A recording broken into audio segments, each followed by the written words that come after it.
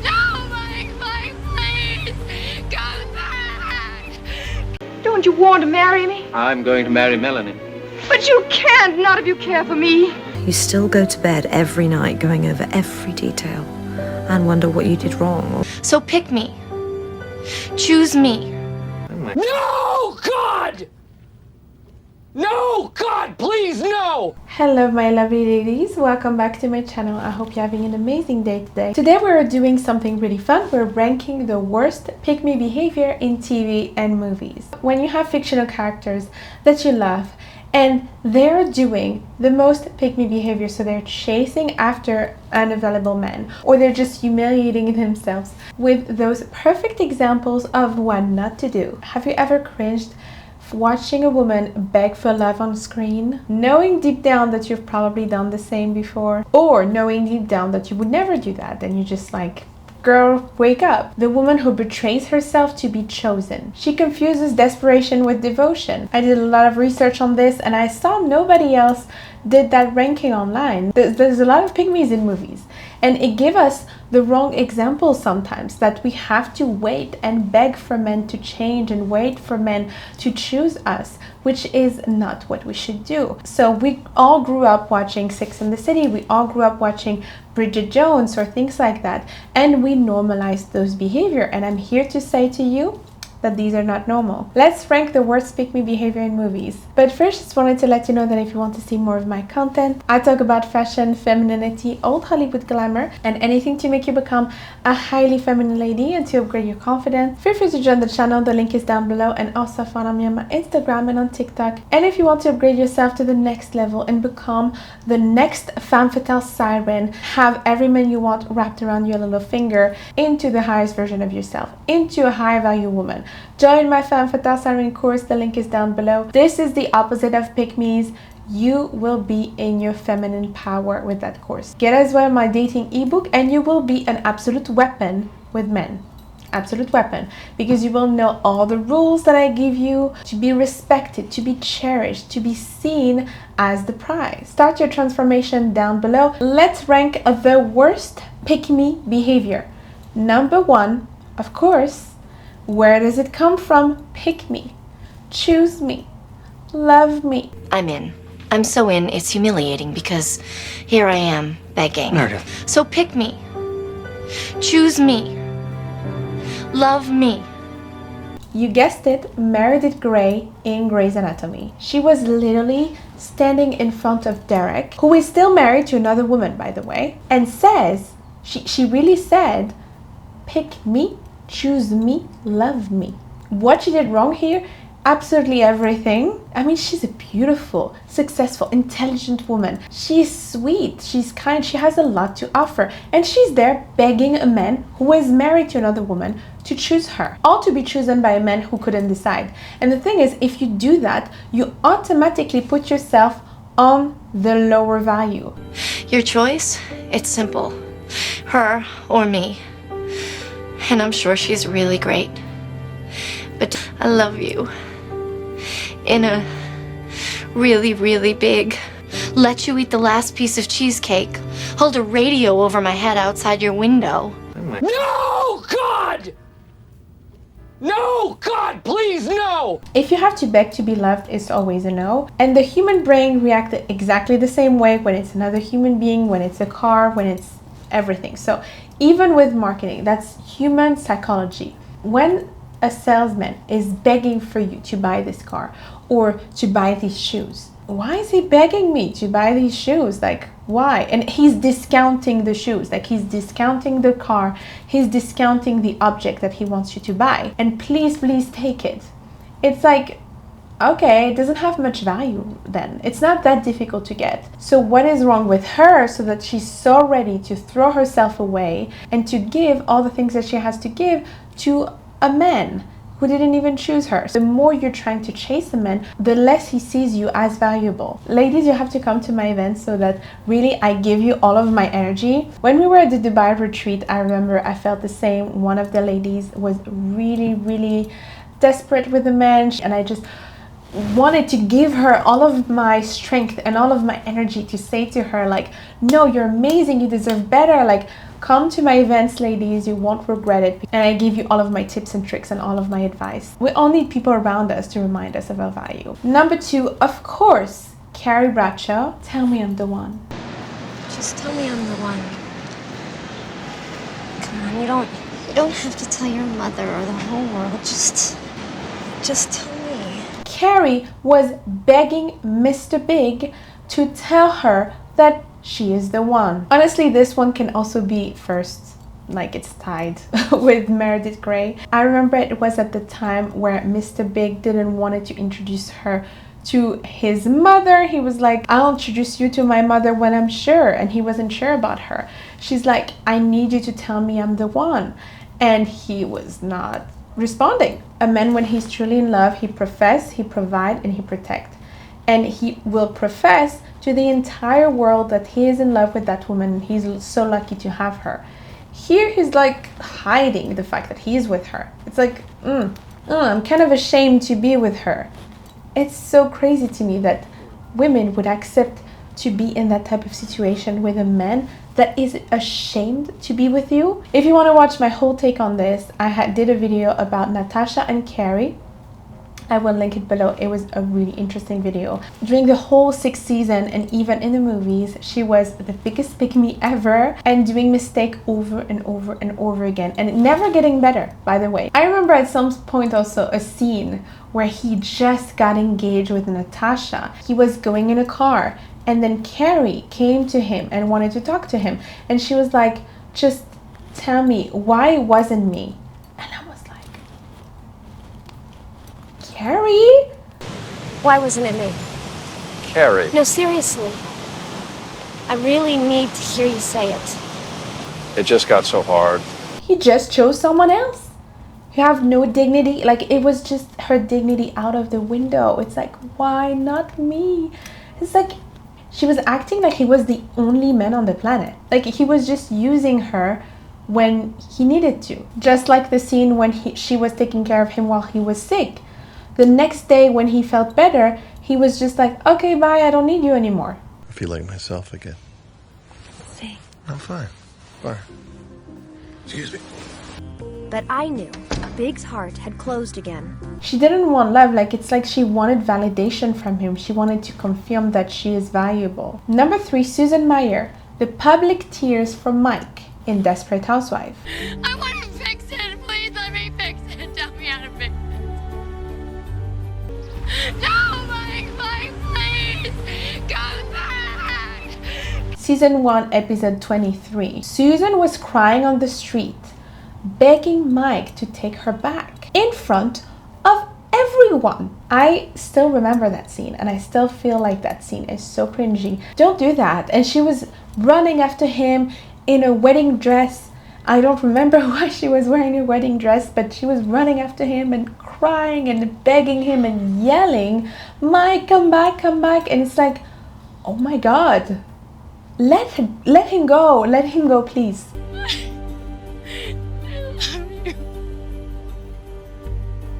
She sacrificed her pride for someone who was already gone. He was already gone. Never let a man see you lose your power for him. It doesn't pull him closer, it pushes him further, actually. If a man wants to leave, I'm like, okay, bye.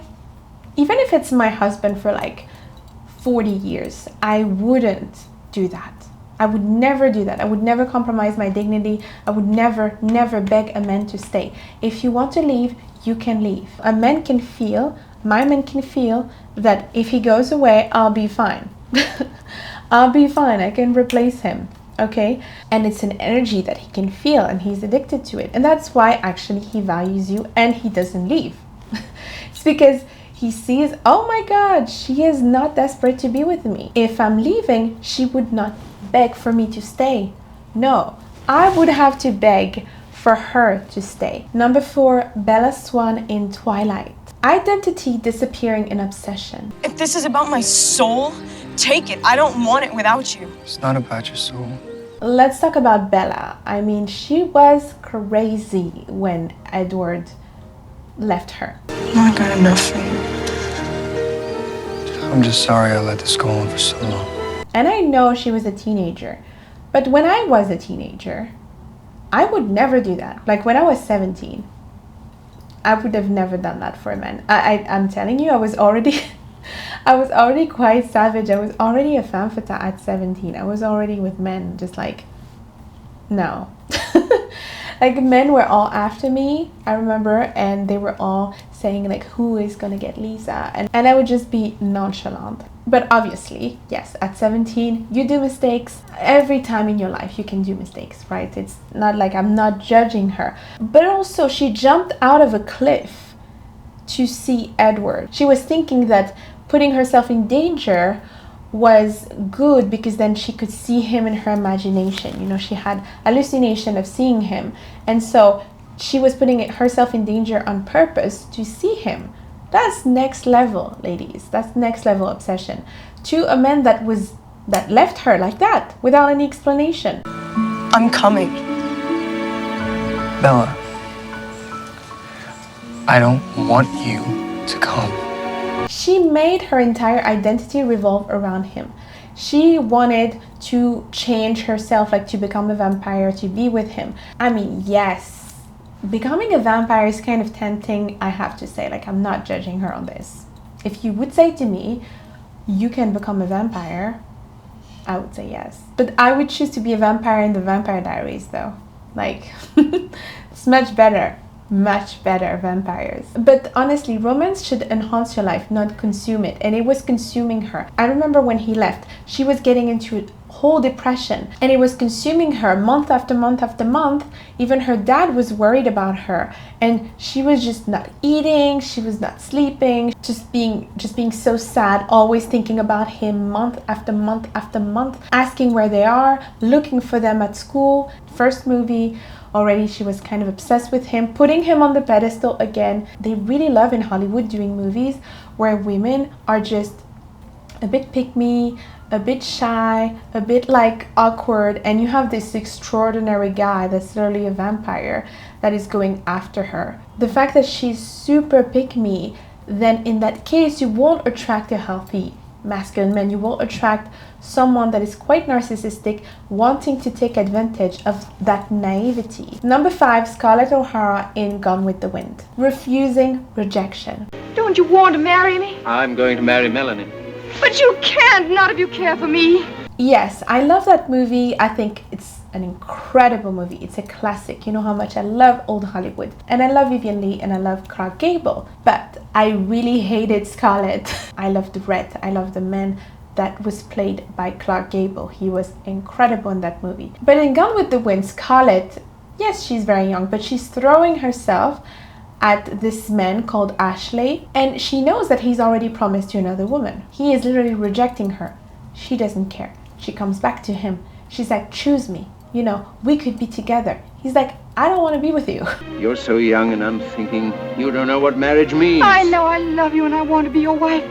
You don't love Melanie. But that kind of love isn't enough to make a successful marriage for two people who are as different as we are. She is ignoring clear rejection and she's clinging onto him, onto the fantasy, onto the delusion that she has in her head about him, because he's not that extraordinary. And most of the time, those type of pick-me behavior arrive with women, and they do that to men that are not that extraordinary. And for me, even like the most incredible man, it could be a king, it could be George Clooney, it could be Jeff Bezos, it could be anyone, and I would not be desperate after him. It's just like the Queen Rania, if you know her story, with literally a king, the King of Jordan. She was not desperate at all. And that's how he got obsessed with her. Get my Femme Fatale Siren course, I really go deep into that psychology. So in terms of Scarlett, she was delusional, and delusion isn't romantic, it's kind of dangerous actually. Having this delusion that this person is meant for you, even though he clearly rejected you many, many times. And then you have Red, played by Clark Gable, this incredible man, wealthy, handsome, so nice with her, offering her the world, offering her a super beautiful lifestyle, a beautiful house, like everything that she desires. I mean, he did everything for her and he was crazy about her. And she was still after Ashley, even after marrying Red. Number 6, Serena van der Woodsen in Gossip Girl, the queen of mixed signals. Because I see that look in your eye, and I know exactly what it means. But I don't want to be with you. I didn't reciprocate back then, and I don't now. Behind the glam and the cool girl and the it girl persona that Serena is, Serena constantly seeks male validation. She pretends not to care, but she thrives off being desired. And you can see it because literally Serena is just defined by who she dates. If you have to talk about everything that happens to Serena in the whole show, it's all about the men that she dates. That's it. At some point she dated Dan. Then it's this horrible guy named Aaron or something. He was really bad. Then it's Dan again. I don't know how many she had. Like then it's Steven and her professor and another professor and Ben, right? Ben that was in prison about her. She also dated him. It's just, it was insane. Then it's Dan again. Then she's obsessed with Dan. Then it's Nate. She uses relationship to feel worthy. At some point, she cannot handle the fact that Dan is in love with Blair. And she doesn't handle the fact that it's Blair who has all of the attention. At the end of season 5, she's doing this big pick-me behavior. Dan is in love with Blair. He was supposed to meet Blair at this hotel, at this reception, and Serena made sure that Blair wasn't coming, and she made sure to kind of seduce Dan and then film them together being intimate, so then she could show it to Blair. Like, what was she planning? You manipulated me into thinking that it was over so I would cheat on her. Oh, come on, Dan. We both did this. What were you gonna do with this? You're gonna post this video on Gossip Girl? That was just insane behavior. Serena is just like, sometimes she's completely normal, sometimes she's nice, sometimes I like her, and sometimes she does those insane things. And I'm like, what? No, Serena. She's so insecure in that case. And it's so crazy because you think that Serena, she's so beautiful, she's so rich, she's such an it girl, everyone wants to be like her. But in reality, she's very wounded and she has deep father issues. And validation through men is really unpredictable, and it's not how you will truly have confidence and validate yourself. It's very fragile. Next we have Anastasia Steele in 50 Shades of Grey, submitting to control. It means I want you to willingly surrender yourself to me. Why would I do that? To please me. To please you. So in 50 Shades of Grey, it's really Christian Grey that goes after Anastasia. But the thing that she did wrong, that was pick-me behavior, is not put any boundary. At some point, she rejected him because she saw all the contract that he did. And she said, no, I don't want that. So no, like, I won't see you again or something like that. And then he came to see her, and then she let him kiss her and do everything. That's a submissive consent to being blindfolded. That's a submissive consent to being gagged. At some point she was like, whoa, I have to do all of that with all the contracts and all the things that he was requiring. And then she said, what do I get in return? And he said, me. Like, he was really proud of himself to say, me, I'm the prize. You'd punish me?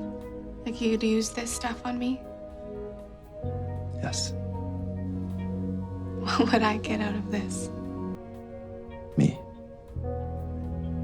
And I think she knew from the beginning that she was a romantic. She didn't want that type of relationship. He was just saying to her, I want this type of transactional relationship where I control you and you're kind of my object, but I don't want to be deeply in love, and I don't want to like build this thing where we get married. And she knew that's not what she's looking for, because she said, I'm a romantic, I'm studying literature, I want a deep relationship. But then she still accepted to see him. What if I don't want anything to do with that? I would understand completely. But then we wouldn't have any sort of relationship at all? This is the only sort of relationship I have. And he was thriving on the fact that she was kind of innocent and naive, and it was her first relationship and she didn't have much boundaries. He was taking advantage of that. A lot of men that are quite abusive, or a lot of narcissists, they are looking for a certain type of women. They're looking for women who are prey. They're looking for women who look like innocent little angel, so that they can just do whatever they want, right? She would have no boundaries whatsoever.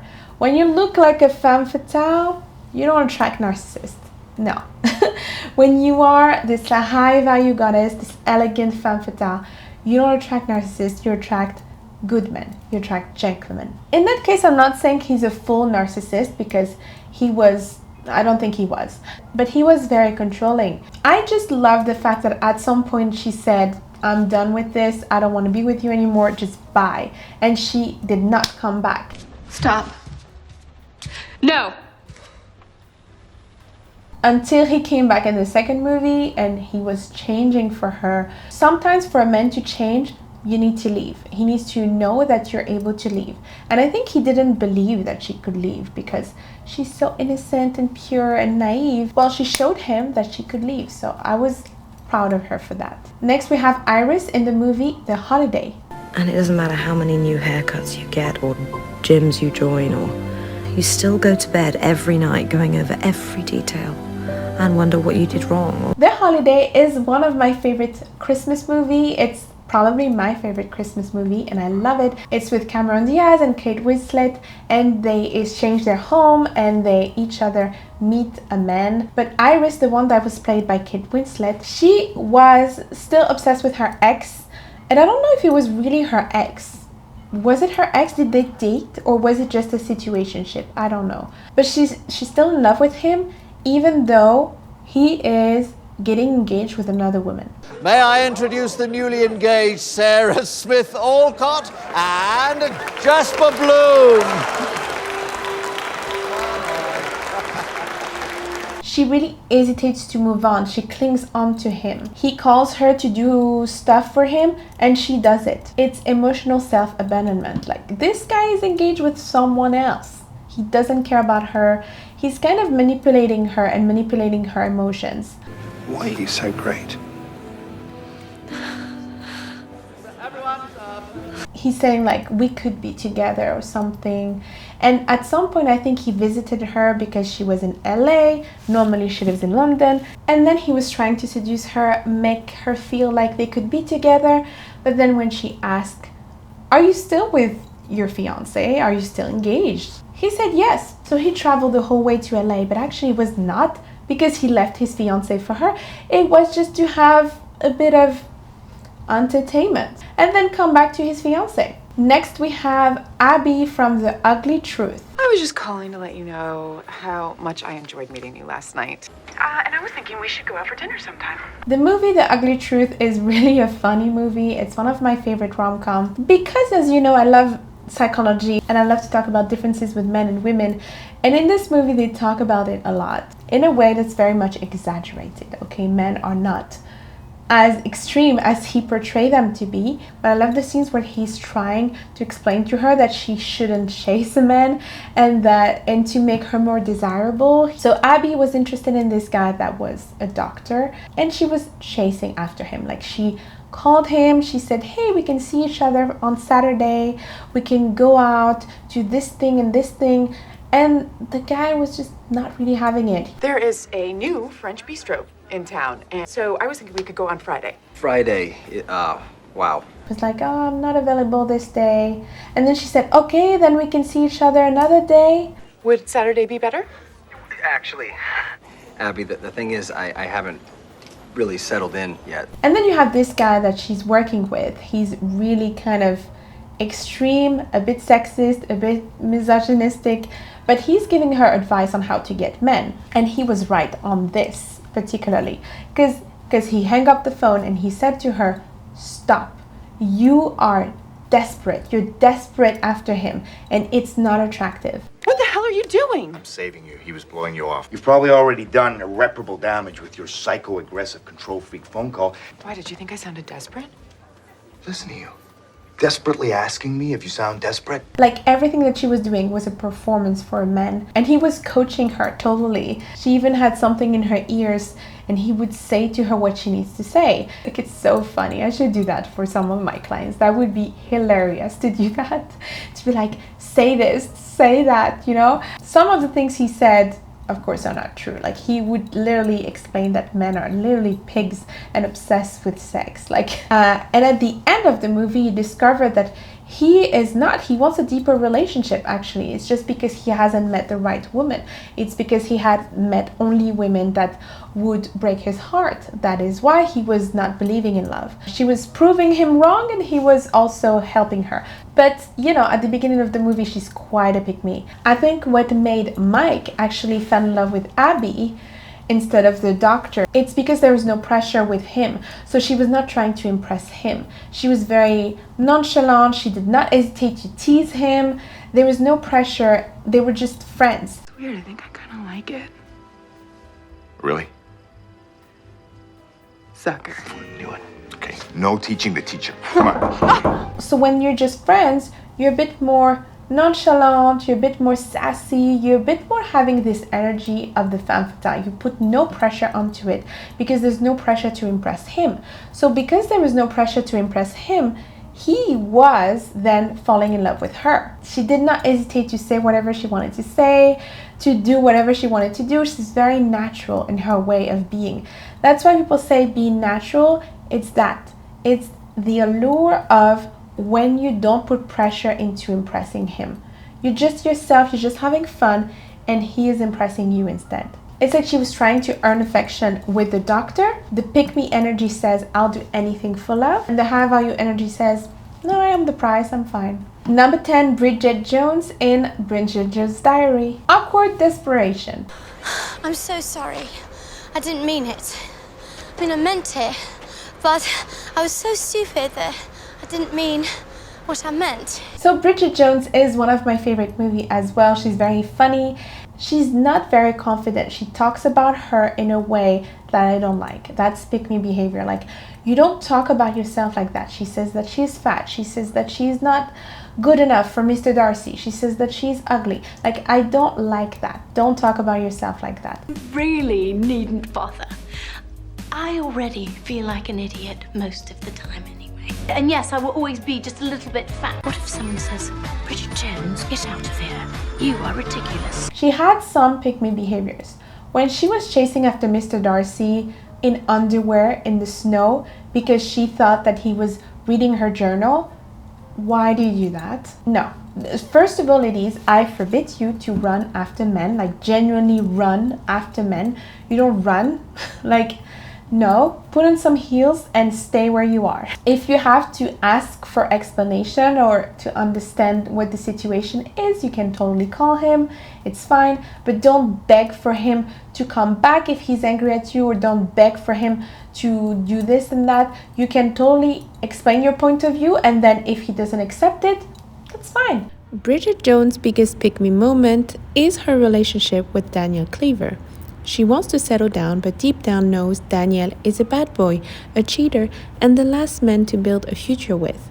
He told her he didn't want a relationship. He did send her inappropriate emails as her boss and treated her with zero care. Yet, she stayed. Why? Because Bridget feels unworthy of a truly loving relationship, so she accepts crumbs and convinces herself Daniel could be the one, even though he's the ultimate red flag. When she was dating Daniel, her boss, he cheated on her afterwards. She left him. Okay, I understand that. I was proud of her. I was like, my girl, she's having boundaries. I'm not willing to gamble my whole life on someone who's, well, not quite sure. Then in the second movie, he comes back. He pretends that he's changing. And for a second, she's thinking, I want to be with him again. Yeah, it was a pick-me behavior here. You come back to a man that already treats you badly. So thank God afterwards, they actually didn't came back together. And of course, I forgot to mention the ultimate pick-me, Rebecca Bunch from Crazy Ex-Girlfriend. She takes chasing men to the extreme. She did move to another city for a guy who barely cares, spies on him, and humiliates herself just to get his attention. Her personality disorder and mental health struggle make her pick-me moment even more extreme and self-destructive, unfortunately. I've called you 37 times, texted you 84 times, and nothing. You couldn't even do with the common courtesy of getting back to me. So you kidnapped my mother? Do you understand how crazy that is? But over time, Rebecca begins to adjust, work on herself, and slowly fix her internal issues. So that's it. This is the ranking. If you have other pick-me in mind, other pick-me examples in movies. Let me know in the comments down below. This is really fun. Other pick-me scenes. What are the worst pick-me behaviors you have seen in movies and in TV shows? Don't forget to subscribe and like the video, and also follow me on my Instagram and on TikTok. And until next time, I'm giving you a lot of beautiful kisses, my darlings, and I love you all. Mwah.